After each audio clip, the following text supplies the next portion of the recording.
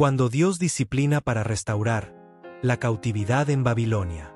La historia de la cautividad en Babilonia no es solamente un relato antiguo de reyes, profetas y naciones en conflicto. Es, ante todo, una lección divina sobre el corazón humano, la fidelidad de Dios y el propósito redentor que se esconde detrás del dolor. Los israelitas, escogidos por el Señor para ser su pueblo santo, experimentaron el amargo sabor del exilio cuando fueron llevados cautivos a Babilonia. Sin embargo, en medio de su dolor y pérdida, Dios seguía obrando. Su propósito no era destruirlos, sino purificarlos. Era una disciplina de amor, una corrección paternal que buscaba volver sus corazones hacia Él. Todo comenzó con la desobediencia persistente de Judá. A través de los profetas, Dios había advertido una y otra vez: «Volveos de vuestros malos caminos y guardaréis mis mandamientos». Pero el pueblo endureció su corazón. Adoraron ídolos, se apartaron de la justicia, oprimieron a los pobres y olvidaron el pacto que los unía al Dios de Abraham, Isaac y Jacob. El Señor, lleno de misericordia, les envió mensajeros, pero ellos no quisieron escuchar. Jeremías, conocido como el profeta llorón, clamó durante años al pueblo, rogando arrepentimiento. Su voz fue silenciada por burlas, su mensaje fue despreciado, y su fidelidad le costó persecución. Sin embargo, Jeremías sabía que el corazón del hombre, cuando se aleja de Dios, no entiende sino hasta que llega el quebrantamiento. Fue entonces cuando Nabucodonosor, rey de Babilonia, instrumento en las manos del Altísimo, invadió Jerusalén. El templo fue saqueado, los muros destruidos, los príncipes tomados prisioneros, y los utensilios sagrados del templo fueron llevados al palacio del rey babilonio. Aquella escena fue de llanto y desolación. Las calles de Jerusalén quedaron vacías, los cantores del templo enmudecieron, y el arca de la alianza ya no se hallaba en su lugar. Todo lo que representaba la gloria de Israel fue derribado en un solo golpe. Pero más allá del juicio visible, había una mano invisible, la del Dios soberano que, aún en la disciplina, seguía amando a su pueblo. Babilonia era símbolo de poder, orgullo y confusión. En sus palacios se alzaban los jardines colgantes, una de las maravillas del mundo antiguo, y sus murallas parecían imposibles de derribar. Allí fueron llevados los israelitas, no como turistas, sino como esclavos y exiliados. En los ríos de Babilonia se sentaban a llorar. El salmista expresó ese dolor en palabras inmortales: «Junto a los ríos de Babilonia, allí nos sentábamos, y aún llorábamos, acordándonos de Sión. Sobre los sauces en medio de ella colgamos nuestras arpas». Ya no había cántico de alabanza, porque la adoración se había convertido en lamento. El pueblo que un día danzaba ante el arca del pacto, ahora suspiraba bajo el yugo de una nación extranjera. Pero Dios no los había abandonado. En medio de la cautividad, levantó hombres de fe que serían luz en tierra de tinieblas. Daniel, Ananías, Misael y Azarías, mejor conocidos como Sadrac, Mesac y Abed-Negó, fueron llevados al palacio del rey. Allí, entre los manjares babilonios y los ídolos dorados, decidieron permanecer fieles a Dios. Daniel propuso en su corazón no contaminarse con la comida del rey, ni con el vino que él bebía, porque sabía que su identidad no dependía del lugar donde estaba, sino del Dios al que servía. Esa firmeza de carácter lo llevó a ser exaltado en medio del imperio más poderoso de su tiempo. Y cuando fue arrojado al foso de los leones, Dios cerró la boca de las fieras. La fidelidad de un hombre fiel en tierra extranjera mostró que el Señor seguía siendo el mismo, aún en Babilonia. Sadrac, Mesac y Abed-Negó, al negarse a adorar la estatua de oro, fueron lanzados al horno de fuego, pero allí apareció un cuarto varón semejante al Hijo de Dios. En esa escena gloriosa, el cielo se abrió en medio de la prueba, recordándole a todo creyente que, aunque el fuego queme y el exilio duela, Dios siempre está presente.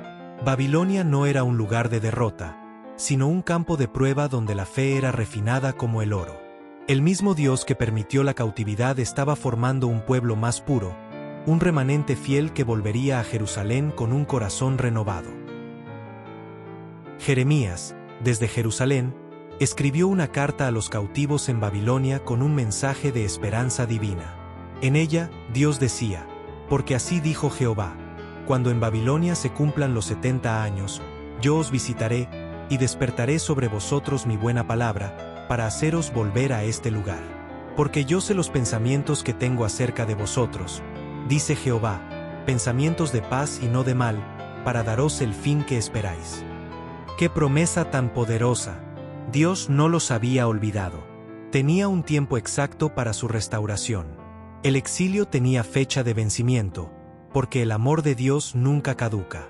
Aún en la disciplina, Él planeaba el retorno, el perdón y la reconstrucción. La cautividad en Babilonia también fue una escuela de transformación espiritual. Allí el pueblo comprendió que Dios no habitaba solo en un templo de piedra, sino que su presencia podía estar con ellos en cualquier lugar. En medio del exilio, se comenzaron a formar las sinagogas, los lugares de reunión y enseñanza de la ley, que luego serían fundamentales en la fe judía. Lo que parecía una pérdida, la destrucción del templo, se convirtió en el inicio de una nueva forma de buscar a Dios. El Señor transformó la ruina en semilla de renovación. En muchos sentidos, Babilonia representa el mundo moderno, un sistema lleno de idolatría, orgullo, materialismo y confusión espiritual. Muchos creyentes viven hoy rodeados de un ambiente babilónico, donde se exalta la autosuficiencia y se minimiza la santidad. Sin embargo, el llamado de Dios sigue siendo el mismo: permanecer fieles en medio de la corrupción, mantener la pureza en medio de la tentación, y adorar solo a aquel que vive por los siglos. Daniel no comprometió su fe para ganar el favor de los hombres, y los jóvenes hebreos no cedieron al miedo de morir en el fuego.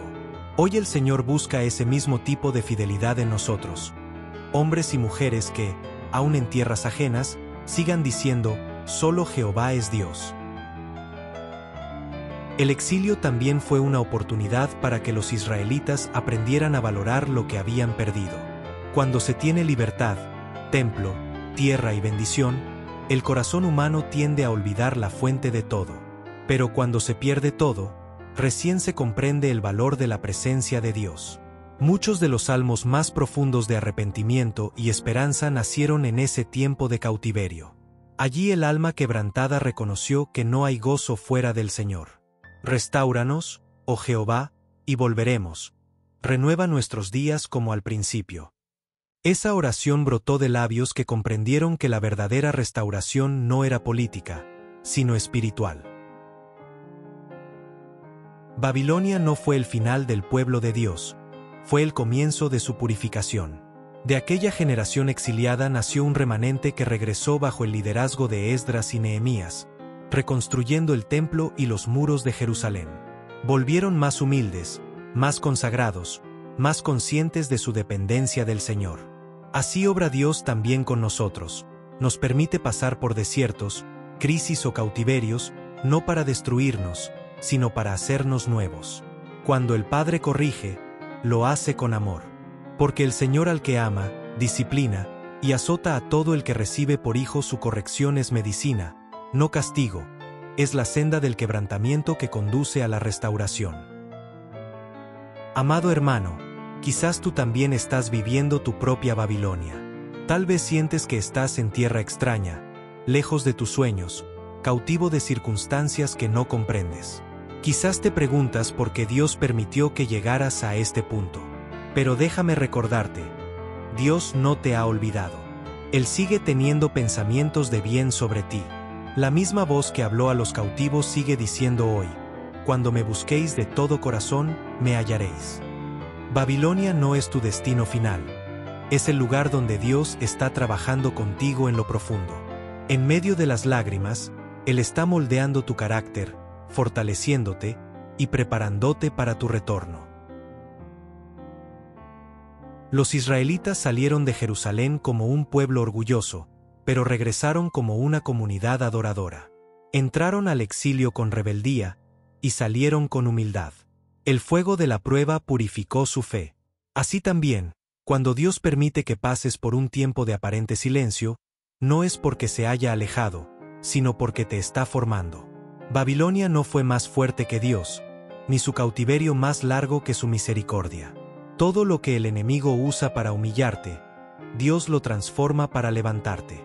El Señor de la historia tiene el control incluso cuando parece que lo hemos perdido todo. Daniel vivió toda su vida en el exilio, pero su corazón siempre estuvo en Jerusalén.